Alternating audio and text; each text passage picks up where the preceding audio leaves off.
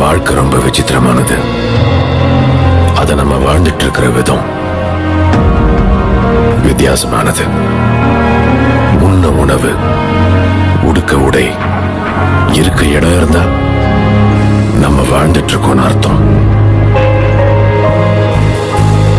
நல்ல வேலை, கை நிறைய சம்பளம், சந்தோஷமான குடும்பம்னா நம்ம வாழ்ந்துட்டு இருக்கோம்னு அர்த்தம். ஆனா அதுவே அவ்வளவு ஈஸியா எல்லாருக்கும் கிடைக்கிறது இல்ல. வாழறதே கஷ்டம்னா கடமையை எப்படி முடிக்கிறது, கனவை எப்படி அடையிறது, போட்டி எப்படி ஜெயிக்கிறது, லட்சியத்தை எப்படி சாதிக்கிறது? பொய்யால வேலையை முடிக்கிறவங்க, நம்ம பயத்தால எல்லாத்தையும் அடையிறவங்க, நல்லவன் மாதிரி ஏமாத்தி ஜெயிக்கிறவங்க, பணத்தால எல்லாத்தையும் சாதிக்கிறவங்க. இருக்கிற இந்த வாழ்க்கையில விதி மேல பழிய போட்டு கடவுள் மேல பாரத்தை போட்டு முன் வச்ச காலை நம்ம பின் வச்சோம்னா நாம வாழ்ந்துட்டு இருக்கோம்னு அர்த்தம்.